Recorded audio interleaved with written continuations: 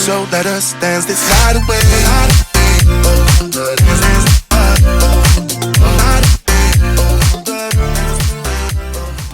Hello, welcome to a new video. I hope everybody is doing well. So today's video is my March books read or March reading wrap up, and I did very well in March. I read 8 books. Technically, well, not technically, but out of the 8, 2 of them were graphic novels, so really six sort of booky books. But these are all of them. So yeah, let's get into it. So the first book I read was Lore Olympus Volume 2. I gave this 5 stars because, yeah, I love the Lore Olympus series so far. The art is just stunning. Let's see, I'll get you a bit of a brighter one. The artwork is just stunning. These are very quick, easy reads, so I had to pace myself. But it's basically, Lore Olympus is a modern retelling of the Hades and Persephone tale. I'll read you my review. Very short and sweet. I love Lore Olympus. The artwork is just gorgeous, and I love the modern take on this retelling. It's very funny in places, but also quite deep. On to volume 3. So yeah, it does touch on kind of a lot of everyday kind of issues and things. It does have a content warning, so like mental abuse, sexual trauma, toxic relationships, etc. But I didn't want to put it down, and I want the next lot as well to read because I really did enjoy this. So if you haven't read this series, I would definitely recommend it, especially if you want to start getting into like graphic novels and stuff. It's quite an easy one to get into, but be warned, you will finish it very quickly. So after Lore Olympus, I read The Song of Achilles. This is the 20th anniversary edition, I think, or is it the 10th? Hold on. 10th. It's the 10th anniversary edition. It's so pretty. The foiling, and then the artwork in there. And I did use this as a bookmark, I think. Yes, I did. So The Song of Achilles is about Achilles, the demigod, and his story, but it focuses more on Patroclus, who was his friend and lover, basically husband. It sort of touches on the Trojan War, Helen of Troy. It's got all the big names in there like Odysseus, Agamemnon, Menelaus, Helen, etc.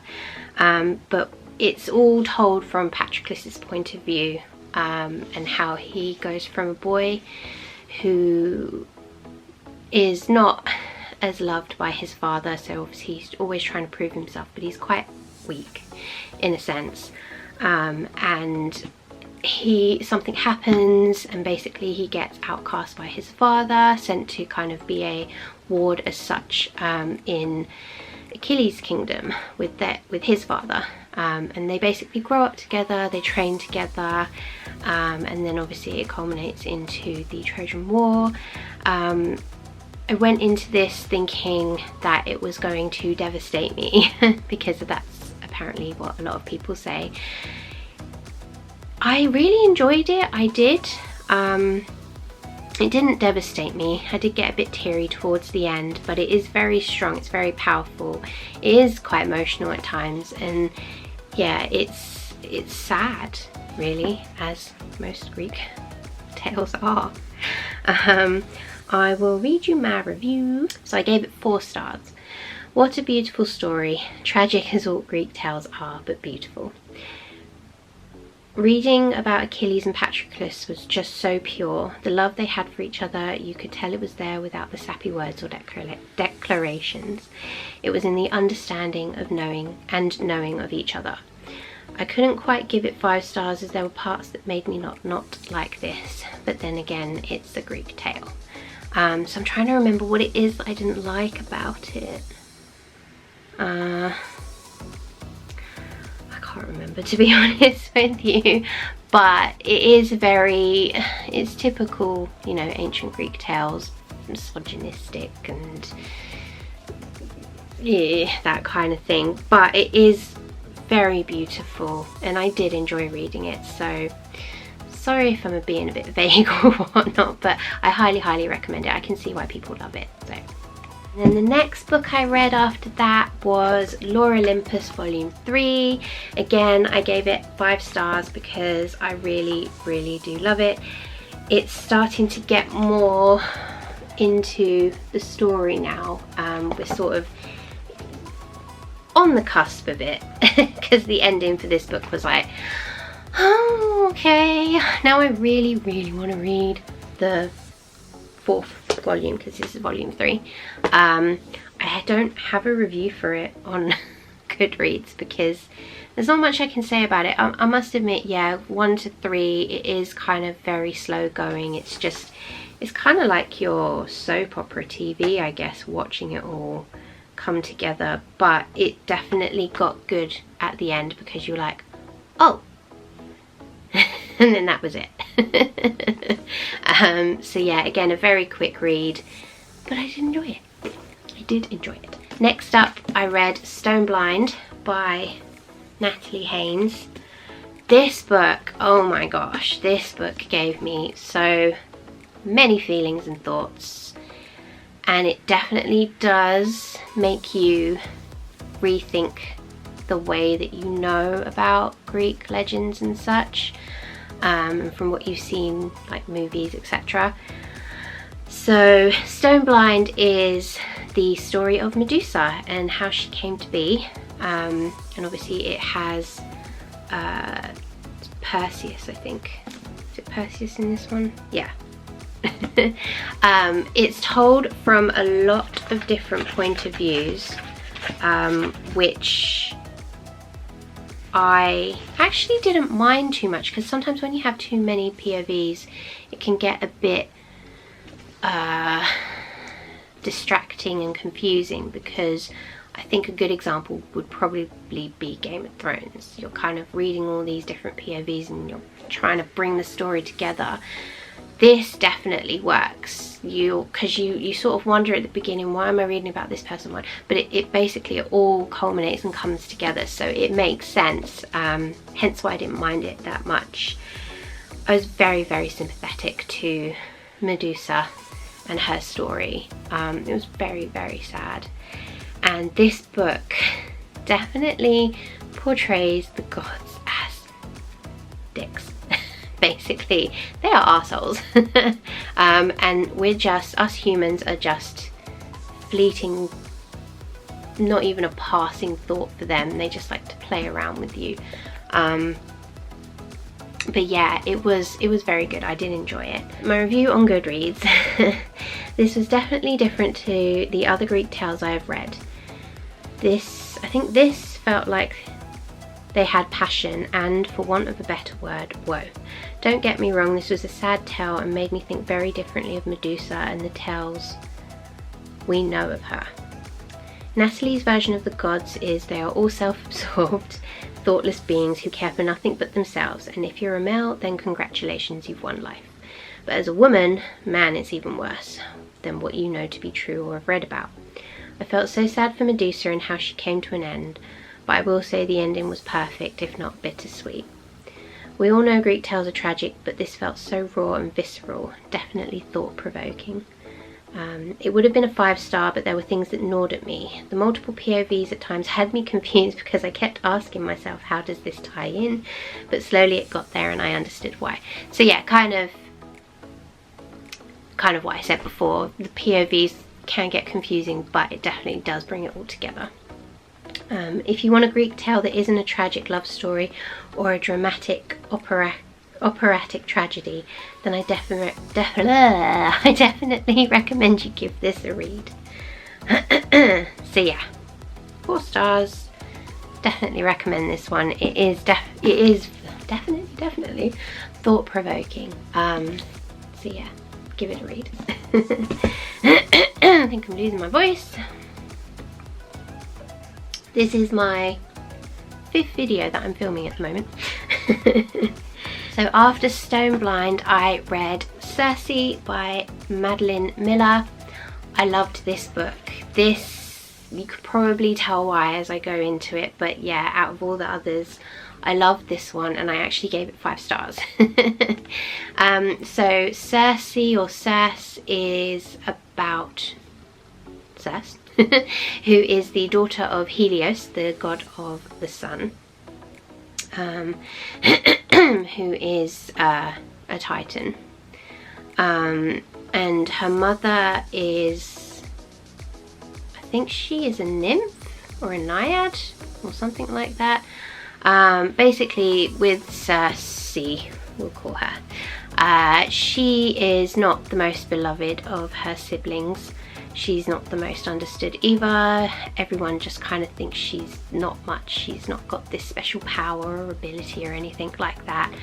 She dotes on her father, loves him so much, but he doesn't really give her the time of day. So let's see, it gets to the point where she does something that involves magic. And magic is kind of frowned upon in their circles because the gods,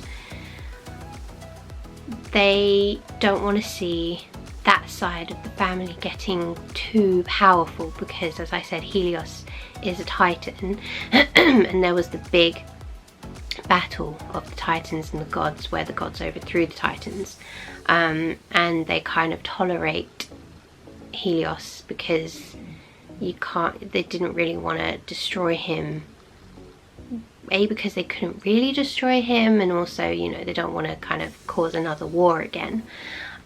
So Circe does something where basically she gets exiled for it onto this island, and I think that was the best thing for her, to be honest with you, because yes, being, you know, exiled to an island on your own is not great, but she comes into herself, she grows into her powers as such. You know, she starts to learn more about witchcraft and things like that, and it kind of brings in some other tales to it. So we've got people that come to her island. I don't know too much about her, I meant to look her up afterwards, but she turns people that come to her island into pigs. So she welcomes them, and basically mostly it's men that come there and they see this woman living on their own, and you either get the ones that are noble and take the food that she, you know, hosts them and feeds them and not beds them, gives them shelter. You get some that basically are thankful for it and go away, and then you get others which think she's a woman living alone, no good can come of that. So those people, she feeds them, gives them shelter, and then basically if they turn on her, she turns them into pigs. And at one point Odysseus comes to her island. Is it Odysseus? Yeah, Odysseus comes to her island after the Trojan War, and basically he stays for a very long time, and they develop this connection and things like that. And it's just, it's not a happy ending, but it's not overly tragic. Yeah, I really enjoyed it. You just have to read it. I won't go too much more into it, but I will give you my review, or tell you my review. I really enjoyed this book and definitely felt good about giving it 5 stars. Circe's tale is oh so different to the usual Greek tales, but it is also not. It's not without its heartache or tragedy, but it also has excitement and wonder. That was it, because she is immortal, so she's gone on for a very long time in this book, which means that a lot of things happen, and so I kind of liked that in a sense, reading about it. But saying that, I'm not normally one for ageless stories where it goes on and on for years. I guess that's the mortal in me, but this I loved. I lapped up every event that happened, wanting to know more and more. I felt scared at times, waiting for the inevitable sadness or heartache that would happen, so it definitely had me on tenterhooks. Also, side note, I had no idea about the Tales of Circe, so we'll definitely be looking up more of her history. The book did lag towards the end, but the ending was beautiful and brought a tear to my eye. If you haven't read this book, I highly, highly recommend. Yes, so definitely recommend this book. Once you read it, you'll see why it's kind of different from the usual tales, Greek tales. And yeah, it's just very enjoyable. The next book after that was A Touch of Darkness by Scarlett Sinclair, which I was very excited to read because I've heard very good things. It's a Hades and Persephone retelling, which is in a modern setting, but it also has like an historical setting to it as well. So it's about Persephone, the goddess of spring. She's studying in the mortal world, I guess it is. It's called New Athens, and she's studying there to basically get away from her mother, and she wants to become a journalist. And one day she goes to Hades' club with her friends and accidentally gets into a bargain of such with him. And the bargain is she has to create life in the underworld, but unbeknownst to Hades, everything she touches withers and dies. So she's trying to get out of this bargain while also trying to fulfill it. Get out of the bargain by trying to fulfill it. And it's good. It's obviously the story of Hades and Persephone and a different take on it. Very modern. It's got all the other gods that come into it. Basically, when I was reading this, it was like the gods are around, they're real, they have power, there is magic, and everybody reveres them like they're movie stars. Basically, they've all got these clubs that everyone wants to like vie to get into. The paper she works for, or the media company she works for, is like gossip magazine kind of thing, and so it is very modern in kind of like our world kind of thing, but there's obviously the gods there as well, which we don't have. So yeah, I liked that concept for it. And then obviously it's got the spice, which is not too bad. But, yeah, so I definitely recommend this one. I think I gave it 4 stars, but let's have a look at my review. I quite enjoyed this one. Defo get all the hype behind it, and I defo want to read the rest of the series. Again, I don't know the full story of Hades and Persephone apart from the basics. I'm assuming her touch of making things decay is a new twist on being the goddess of spring. I love the modern and old mixed together and can see this doing well as a movie or TV show, yes.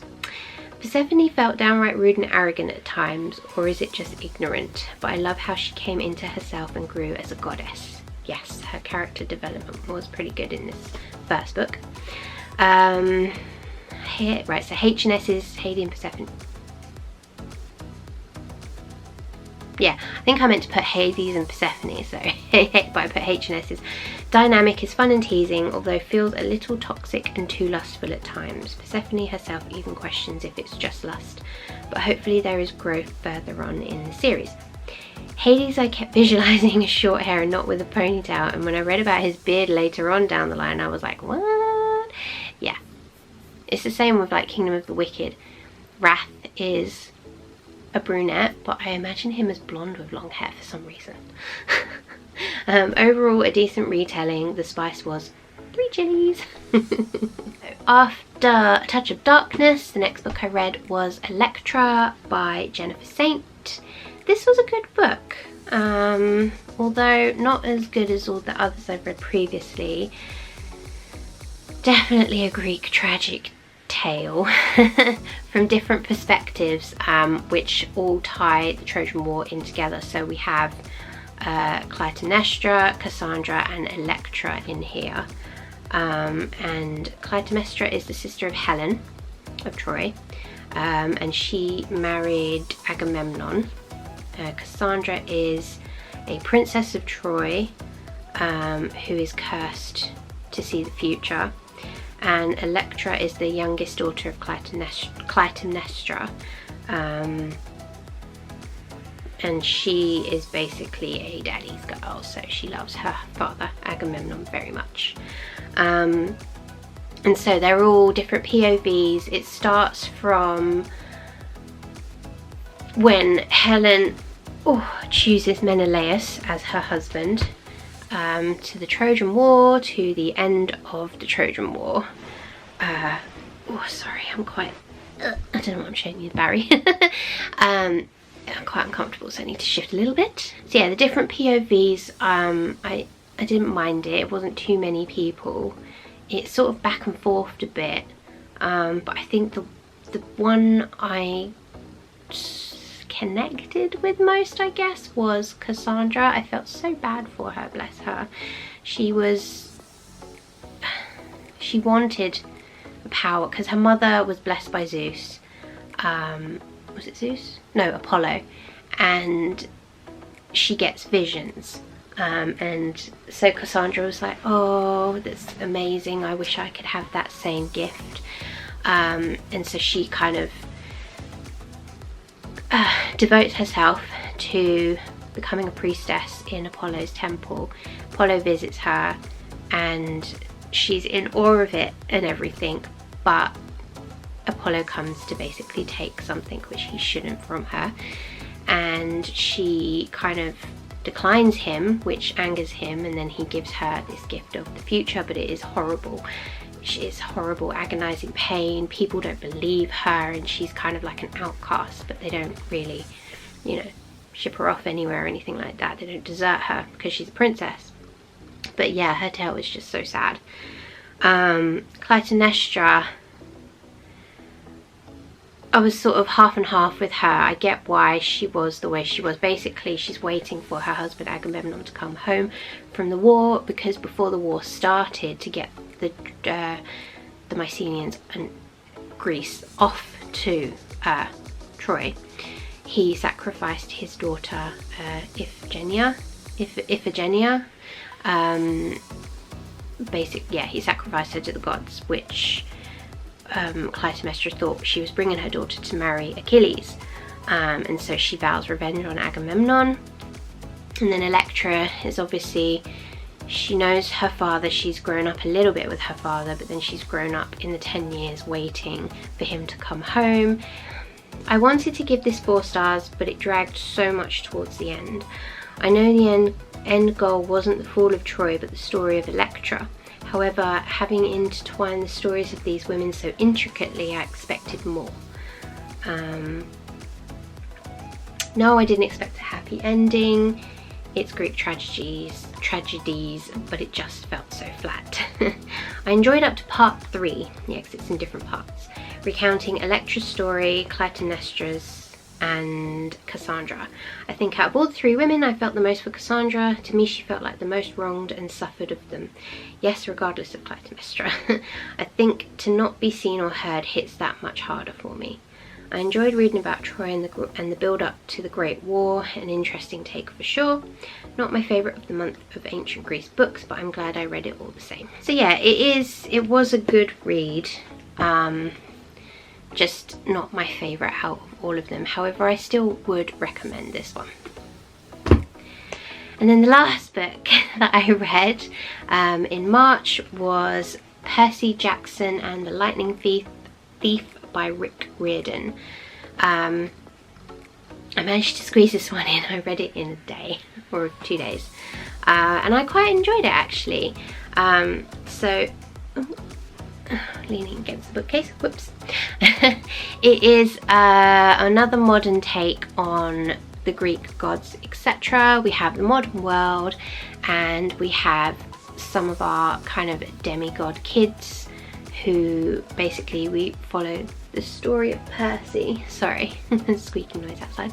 Follow the story of Percy Jackson, who we don't really find out who his father is until later on in the story. And it doesn't really say it on the back here. And he is basically half boy, half god. And it all starts with him kind of strange things are happening around him. He's not quite sure what's going on, and then it's kind of culminates in a bit of a tragedy with him and his mother, where basically monsters are coming after him. Because he's a half god, he attracts them, and his mother basically should have sent him to Camp Half-Blood because he would have been safer there than if he was with her, because obviously he's attracting all this like danger to them. But you know, a mother's love for her children, she just couldn't let him go, and so it sort of culminates in this part where they're being chased down by this monster who is Minotaur, and he gets to Camp Half-Blood, and then he starts to learn a bit more about himself, training, etc., which all ends in a quest for him. Basically, the gods think that he stole Zeus's lightning bolt, and obviously he didn't. So he's on a quest to go and find the lightning bolt and give it back before World War III breaks out, which is basically between Poseidon and Zeus. So he teams up with Annabeth and Grover. Grover is a satyr and Annabeth is the daughter of Athena. So they team up, go on a quest across country, and yeah, it's really, really good. You get some of the you get some of the other mythology in there, like Medusa and some of the other gods, etc. And obviously there's an ending to it, but I'm not going to spoil it. But yeah, I enjoyed it. So let's read you my review. So I gave this one 4 stars because I liked it, but I didn't love it. I really enjoyed this book, but I didn't love it. Hence why I rated it 4 stars, not 5 stars. I need to edit that. Put 5 stars. I love the pacing of the story. It never faltered or dipped. The story kept going from strength to strength, and I think this is why it's so popular. It's the Greek version of Harry Potter. I definitely want to read the rest of the series, and hopefully we'll get to do that soon. Very excited to watch the new Disney Plus series when it comes out. A nice easy read. And yes, there is a Disney Plus series coming out, which should be good because we've got 2 movies that were done previously. And yeah, sorry, I'm just trying to see if I can edit this review. The pace of it was really, really good. It didn't dip in places, it wasn't laggy. So I think that's why I enjoyed it, because it was just, it kept you hooked throughout. So yeah, definitely recommend that, and finally got around to reading it because I know it's a very popular series. There's 5 in that particular one, and then there's so many other books that he's done. Those were all the books I read in March. What did you guys think of them? Have you read any of them? If you have any questions, etc., then feel free to comment below. I am doing a TBR video as well, which is revealing my theme for April, so make sure to check that out. But yeah, I hope you enjoyed this video. If you did, please give it a like, subscribe if you haven't already, and I'll see you in the next one. Bye!